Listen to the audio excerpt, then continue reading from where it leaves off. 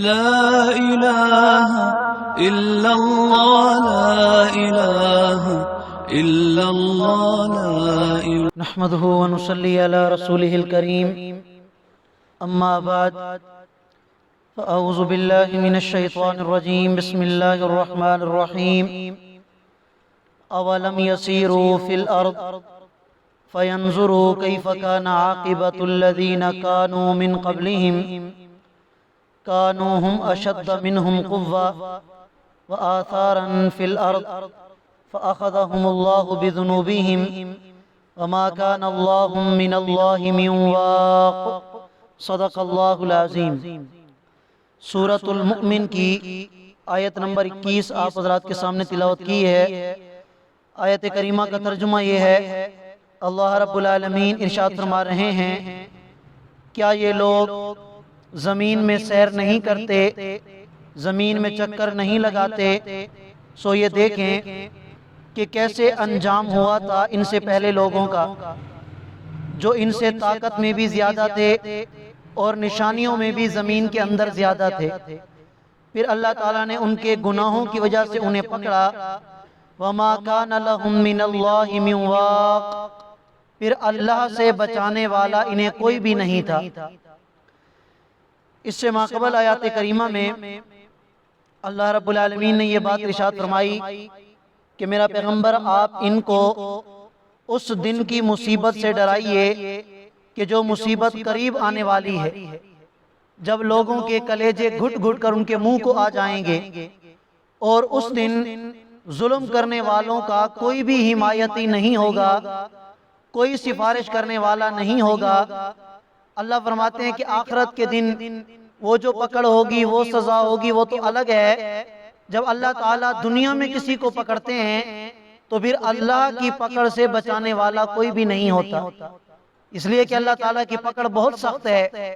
دنیا میں پکڑ ہو جائے تو بھی سخت ہے، آخرت میں پکڑ ہو تو بھی سخت ہے۔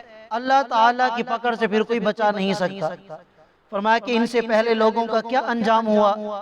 قرآن میں تم پڑھتے ہو، سنتے ہو کہ گزشتہ امتوں میں جنہوں نے اپنے اپنے وقت کے نبی کی بات کو ٹھکرایا اور اس کی تکذیب کی، کفر اختیار کیا، شرک کی طرف چلے گئے، تو اللہ تعالیٰ نے جب ان کو دنیا میں پکڑا تو کسی نے نہیں بچایا، اور آخرت میں جو اللہ کی پکڑ ہوگی وہ تو اس سے بھی زیادہ سخت ہے، تو آخرت میں بھی ان کو بچانے والا کوئی نہیں ہوگا۔ اللہ فرماتے ہیں ذالک بأنہم کانت تأتیہم رسلہم بالبینات، یہ سزا ان کو اس لیے ملے گی کہ ان کے پاس اللہ کے رسول آیا کرتے تھے واضح دلائل لے کر، فکفروا، انہوں نے ان کا انکار کیا، فاخذہم اللہ، پھر اللہ نے ان کو پکڑ لیا، انہ قوی شدید العقاب، یقیناً اللہ رب العالمین سخت پکڑ اختیار کرنے والے ہیں۔ وَلَقَدْ أَرْسَلْنَا مُوسَى بِآيَاتِنَا، اور البتہ تحقیق ہم نے موسیٰ علیہ السلام کو بھیجا اپنی واضح نشانیاں دے کر، وَسُلْطَانٍ مُبِينٍ، اور واضح دلائل دے کر۔ اس سے مراد حضرت موسیٰ علیہ السلام کے جو معجزات ہیں، جو مشہور ہیں کہ عصا جب زمین پہ پھینکا جاتا تو وہ سانپ بن جاتا، اپنا ہاتھ مبارک جب اپنے بغل میں ڈالتے دوبارہ نکالتے تو وہ سورج کی طرح چمکنے لگتے۔ اس کے علاوہ 7 معجزات اور بھی ہیں جن کا ذکر بھی پہلے گزر چکا ہے۔ الی فرعون، فرمایا کہ ہم نے موسیٰ کو بھیجا کس کی طرف؟ فرعون کی طرف، وحامان، اور حامان کی طرف، وقارون، اور قارون کی طرف۔ فقالوا، تو ان سب نے کیا کہا؟ ساحر کذاب، کہ یہ تو جھوٹا جادوگر ہے، معاذ اللہ۔ حضرت موسیٰ علیہ السلام کا واقعہ یہاں پر اس لیے بیان کیا گیا ہے کہ حضرت موسیٰ علیہ السلام کے واقعے کو اور آپ علیہ السلام کے مبارک زمانے میں جو یہود و نصارہ تھے ان کے ساتھ اس واقعے کو یہ مناسبت ہے کہ موسیٰ علیہ السلام کے ماننے والوں کو یہودی کہا جاتا تھا۔ آپ علیہ السلام کے زمانے میں بھی یہودی زیادہ موجود تھے، بنی اسرائیلی موجود تھے، تو اسی وجہ سے حضرت موسیٰ کا واقعہ بیان فرما کر اللہ تعالیٰ ان کو سمجھانا چاہتے ہیں کہ دیکھو جنہوں نے موسیٰ کی بات نہیں مانی تھی ان کو بھی میں نے دنیا اور آخرت میں پکڑا ہے، اب اگر تم اللہ کے نبی کی بات کو نہیں مانو گے تو تمہیں بھی دنیا اور آخرت میں پکڑ لیا جائے گا۔ فرمایا کہ جب حضرت موسیٰ علیہ السلام یہ دلائل معجزات لے کر پہنچے تو انہوں نے کیا کہا کہ یہ جھوٹا جادوگر ہے۔ فَلَمَّا جَاءَهُمْ بِالْحَقِّ مِنْ عِنْدِنَا، اور جب حضرت موسیٰ علیہ السلام دوسرے لوگوں کے پاس گئے اللہ کا پیغام لے کر جو حق تھا برحق تھا، قالوا، تو اس وقت فرعون نے کہا اقتلوا ابناء الذین آمنوا معہ، کہ ان لوگوں کی اولادوں کو قتل کر دو، ان کے بیٹوں کو قتل کر دو کہ جنہوں نے موسیٰ پر ایمان لایا ہے۔ حضرت موسیٰ علیہ السلام کے زمانے میں فرعون کی طرف سے 2 مرتبہ بیٹوں کو قتل کرنے کا حکم دیا گیا۔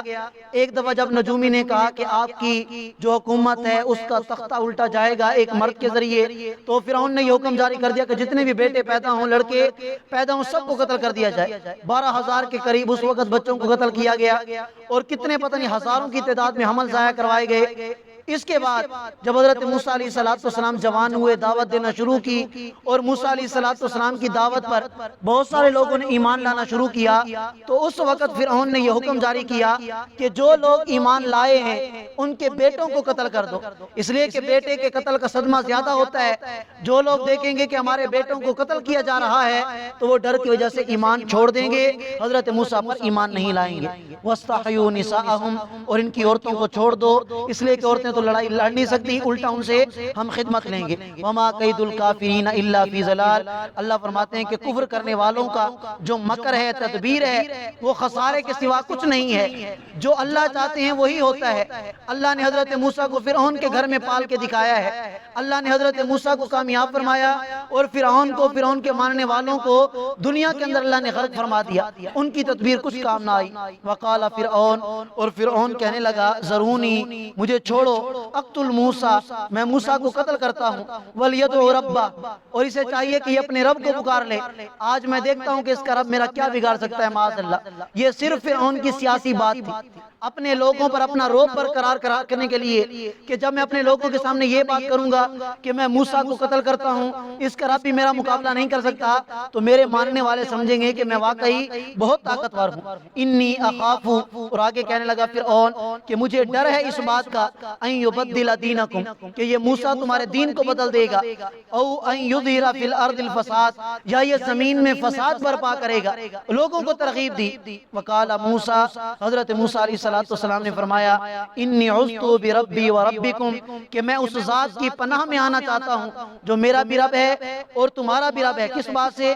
من کل متکبر، ہر اس متکبر شخص سے، لا یؤمن بیوم الحساب، جو آخرت کے دن پر ایمان نہیں رکھتا۔ یعنی اے میرے ماننے والے، یہ فرعون متکبر ہے، آج اللہ کی ذات پر ایمان نہیں رکھتا اپنے عقل کی وجہ سے، تو میں پناہ مانگتا ہوں اس کے شر سے، تمہارے لیے بھی اپنے لیے بھی، کہ ہمارا پروردگار ہمیں اس کے شر کے شر سے محفوظ رکھے، اپنی ذات پر ایمان لانے کی توفیق دے تاکہ دنیا آخرت میں ہم کامیاب ہو سکیں۔ اللہ تعالی ہم سب کو سمجھنے اور عمل کرنے کی توفیق عطا فرمائے۔ جزاک اللہ۔